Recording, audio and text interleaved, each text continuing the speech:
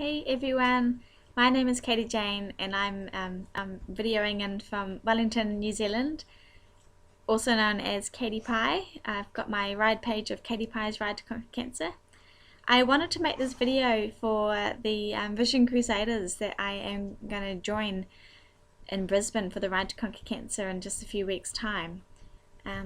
As the ride gets closer, I am starting to go through a huge range of emotions again, and I'll just, for those of you who don't know me or why I've joined this team, I want to give you a little bit of background about how I've made it to this point where I've decided this is what I want to be a part of. I don't want to miss out on another ride without being a part of the Vision Crusaders. I've only done one Ride to Conquer Cancer before, and that was the first one for me last year in Auckland, New Zealand, in 2014. I had seen the ride advertised in 2013, but I had just come through recovering from a broken neck and a broken back and metal wear on my leg from a major motorbike accident, and I was very early in my recovery and physically not doing so well. But when I saw the ride advertised in 2013, there's pamphlets up in Auckland saying come and ride to conquer cancer. I thought, oh my gosh, I have to find a way to do that, because I had just lost my dad to cancer, and my dad saved my life through post-traumatic stress disorder from the accident, and he's the reason I'm still here today, and I have all of that to thank him for. So I thought I want to do that ride to honour him. I've got to honour him, and there's got to be a better way. We've got to be able to fight this cancer battle and make a difference. There's got to be a way. We can't just sit by and let it happen and take all our loved ones from us without putting up a fight. And I saw it, the ride, and I thought, I've got to do it. But I was so unwell physically, and I was living in chronic pain, and I couldn't hold my head up particularly well, and I was struggling with full-time work. So I kind of thought, oh, and I had also just been through a huge amount of bullying and cyberbullying, and I'd gone offline for about 18 months while I tried to get well through my post-traumatic stress disorder, and I didn't have any confidence in the world. I didn't have a single friend at my side, and I thought, how am I ever going to raise the money without putting myself out there, without asking people? And I just didn't feel I had the courage to do so at that point in time. So 2014 rolled around, and as soon as the registrations were sort of advertised again in 2014, I thought, okay, I'm going to do this year. I can do this. And I waited for my payday. I lived dollar for dollar after my accident. It's all been part of the process, but I waited for that one payday where I could scrape through with a registration fee, and I signed up. And I had never cycled in my life, like many of you, I'm sure, when you first started for the Ride to Conquer Cancers. And that was in March last year, and I started training on my $100 mongrel super cheap auto crossbreed bike that would stop when you went downhill, when you stopped pedaling. And after 12.5 kilometers on that, I was in tears, crying my eyes out with pain and going, what on earth have I done? I can't do this. And then I thought of my dad, and then I thought of everything he had to go through with the 5 weeks of his diagnosis for cancer, 5 weeks from finding out what he was going through to gone from our worlds, and watching him in person suffer as I held his hand the days in his final days. I never experienced anything like it in my life, and never want to again. So I got back on that bike and I pushed a bit harder, and I was out cycling on my own, having no idea what I'm doing, every weekend from March, going, okay, I've got to figure this out. I've got till November. I can do this. I ended up getting a training mentor quite early on who saw that I was doing this crazy cycle ride for cancer, and he was an experienced cyclist, and he came down and cycled beside me and I was doing the river trail on my mountain bike at that stage, and he cruised with me, and he pulled me aside halfway through I think it may have been a 15-kilometer ride. He pulled me aside and said, dude, you can't do this. You're never going to be able to do this. You're physically not well. I was throwing up from pain. I was crying with lack of confidence. I still didn't quite know how to fundraise. Anyway, he went home after I told him there's no way I'm not doing it, and he rebuilt me a bike from scratch, with used parts, donated parts, and he managed to get a beautiful woman's lightweight frame, 1970s frame, donated, and he built the most retro beautiful woman's bike for me to start cycling on and training on.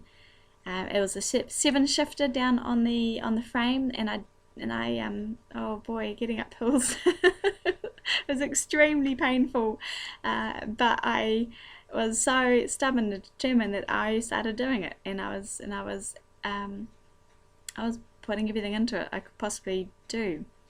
Further along from that, a few months out from the ride, I was starting to suffer with my pain levels quite hugely, and my family pulled me inside and said, we don't know if we want to see you go through this. We know what you're doing it for and why, but physically you're sick, you're not coping with your injuries, and I still live in chronic pain, and it's a huge thing I deal with, but it's not cancer. And that's all I could ever think in my head is, this is not cancer, this is just a physical thing, this is fine, I can do this. Appreciate everything you have. So I kept cycling. A contact of mine was watching from the sidelines, and he'd recovered from a huge accident, a helicopter crash last year. Not last year, years ago, about 5 years ago, and he'd gone through major rehab, and nearly lost his life like I had. And he could see the limitations I had on a bike, and he could see how much I was struggling. I'd get to the top of a hill bawling my eyes out every single time. I just had never experienced pain quite like it. So you know what he did? He went and bought a brand new Specialized Ruby woman's carbon fiber road bike for me off the floor of the shop, and donated it to my ride, and it was game on. It was game on. I was training 6 days a week to try and get ready for this ride of a lifetime. Got to November last year, and I was still this girl that had no confidence within herself. I had been through such severe bullying that my accident changed everything I knew in my entire world, and losing my dad had almost taken that last bit of confidence away from me. But I had raised, by the time of the ride, $13,000 by being the most unconfident girl in the world and no longer giving a shit what people thought. And I had not grieved for my father, because I had come straight back from his funeral to try and hold on to my job and try and rehabilitate myself and keep going. And I don't have family around, and I don't have a lot of friends down here. And it was all focused on just trying to get through daily life, so I didn't have that time to step back and miss my dad and grieve for my dad. So the ride was always going to be an enormous weekend and my time of grieving. Meeting the people on the ride was just phenomenal. I turned up on my own, and I was terrified. I didn't believe I could do it. I didn't know anyone there. I was watching around at the start line, and I turned up on my own at the start line and checked in, and everyone was talking to people, and everyone was excited and had people there to support them, and it was amazing. And I don't think I've ever felt so alone in my life. I was surrounded by so many hundreds of people, but I had never felt so alone. But I kept remembering why I was doing this, and my father was right there in my heart, and a lot of tears at the start line after hearing the stories from survivors and these incredible inspirational people around us, and seeing the yellow flags everywhere I looked, and it just made everything so real. Is to shut the fuck up, Katie, get on your bike and ride. Excuse my language. The first night when I got to the camp, I was terrified. The gale force winds had made me shed quite a few tears. I was so scared out on that bike, because I was one of these people who couldn't do 100k in 5 hours. I was still out there after 6 hours trying to get through my 100k, and the winds were picking up, and pain was through the roof. And I wandered around camp kind of thinking, oh, glass of wine, yes, glass of wine would be so nice. And I sat there with a glass of wine in the tent, and I'm so shy. I am painfully shy. I don't know how to approach people and speak to people. And I remember thinking, God, I'm a part of this incredible event, but I would give anything to share it with someone right about now. I really would. And I remember watching the Vision Crusaders for the first time. I hadn't met them at the start line, and I hadn't seen them. I'd seen them through the ride, but of course I was focusing so hard on just getting through the next few Ks. I was watching everyone dancing in their crazy funky tights and their awesome hoodies and their shirts, and everyone was together, and everyone was laughing and sharing that achievement for the day is part of something. And I sat back and I watched and thought, wow, this is quite something. And I heard when the presentations were made of the total money that had been raised. I didn't even know the Vision Crusaders existed, or that so many had come over from Australia to join us for the ride. And I heard the money that had been raised, and I just thought, this is phenomenal. These are people who are making a difference. These are people who are doing everything for the right reasons here. And I was really greatly affected by it by that night. I went back to my tent and met my tent buddy, and got up the next morning and thought, okay, I can do this. And it was the hardest slog of my lifetime, but I got near the finish line, and I remember I was at the last pit stop, and I had been stopping, throwing up from my pain from my neck. I struggled to hold my neck up quite severely, and a couple of pit stops back had been quite ill, and the ambulance crew were quite concerned about me, and they said, hey, look, you actually need to just stop for a minute and let this settle before you can get going. And I had a chiropractor there and a physio, and they were actually, hey, hold up, Katie, come on, make sure you can get to the next pit stop and then stop again. Got to that last pit stop, and I was just taken over by something, the most incredible feeling inside of me, and that was grief. It was absolutely sheer grief and determination and pain and emotion and pride and confidence.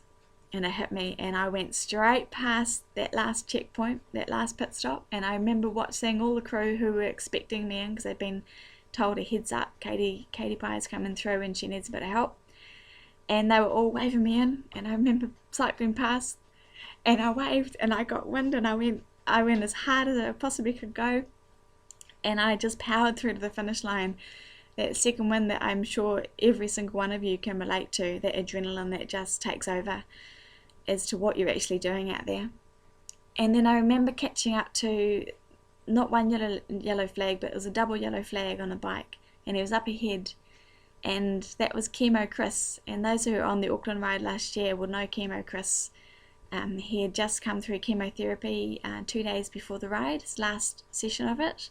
He was 72, and he'd had his toenails removed so that he could put his cycle shoes on and complete the ride. And he was ahead of me the whole time.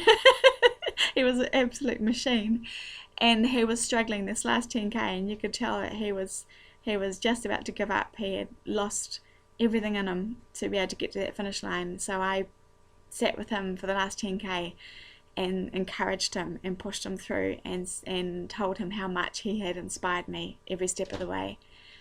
And I let him cross the finish line before I came through, and it was followed by me with a huge amount of tears and my dad in my heart. It was just remarkable. It really was remarkable. I've never experienced anything like it in my life. The biggest high, and I'd worked all year for it. It had given me a focus for the year. It had given me confidence. I had a huge amount of support backing me to get there as well. At the finish line, I saw people greeted by families, and I had my mum there, and she was pissed off with me because she'd forgotten my lunch, and she's my crew for the last 2 days, and I don't eat normal food, and I did the whole 200 k's with no food. I'm not kidding, I had a muesli bar. And I told her off earlier in the day, so she wasn't talking to me at the finish line. And my brother forgot to take a photograph of me, and my auntie and uncle missed me coming through the finish line, and everyone had gone 5 minutes later. It was like, whoa, that's it. And I was watching these riders come across the finish line. I thought, I want to share this moment with someone. I want to talk to people who understand what this feels like. I want to hear people's stories as to why they're here and what they're doing. And I will never forget watching the Vision Crusaders go out and escort the last riders of the day through the finish line and ride beside the people who were struggling the most because they'd spent the most amount of time out there as non-cyclists, and seeing how much they lifted these people up so that they could believe they could actually get to that finish line and bring them through. It was quite sensational, guys, to watch. I was in awe of your reasons for doing this and your team spirit for people who even weren't part of your team. It was something pretty special to watch, and it just changed me. It just completely changed me. And then you all went down to the finish line and you did that little dance together in your crazy mofo tights. It was for the first time of the entire year, I felt like I was part of something instead of doing it completely alone and in the dark. And you all included me, and it felt remarkable. It really did. So I took the plunge, and I was going to sign up for Auckland again this year. I thought, that's it, I'm going to do this again. But of course Auckland wasn't running. They've decided not to run Auckland. I think they're doing it next year, I'm not sure. So Brisbane was it. I felt empty without it. I felt unfocused. I don't have a lot in my world that that is working beautifully for me at the moment. I'm still going through heavy bullying, and it's I find it a really challenging thing to handle very well. So I signed up for Brisbane, and I can't believe I'm doing this, but I'm coming to Brisbane, and I'm going to be a Vision Crusader. And I couldn't be prouder of the fact that I have joined your team. You are pretty remarkable people. This is coming from someone who feels like a complete outsider, because I know you guys are all close, and I know you guys have all shared an incredible special journey together, and there's a whole core group of you that have done the Grand Slam and just achieved outstanding things together as friends, as family. And as an outsider, I know that that's not for us, that's your journey and that's not ours, but to be a part of this now is absolutely enormous for me. And I just want to tell you all how much I respect you all, and as Klaus, you and I have had some good talks, and you know the fears I've come through to get to this point today, to join you all, and I can't wait. So I'm not over the $2,500 mark yet. I lost a lot of confidence again after the last ride. I had a huge low from some more attacking from people, and I didn't think I could do it, but I've got another barbecue this weekend, and I'm going to cross the 2.5k line, and that'll take me to over 15k for cancer research, and I'm not stopping. I'm going to keep going, and it's the least I can do to honour my dad. He'd be gobsmacked that I'm cycling. He really would. So I'll see you all in a few weeks' time. Thank you for watching my video, and thank you for all doing what you do and inspiring. You might not realise how much you actually inspire other people who are outside of that world, but you do hugely. And I know some of your stories. I don't know all, but I know some of your stories and the things that you've come through, and I am completely honoured to be a part of this journey from this point on. So go the VCs.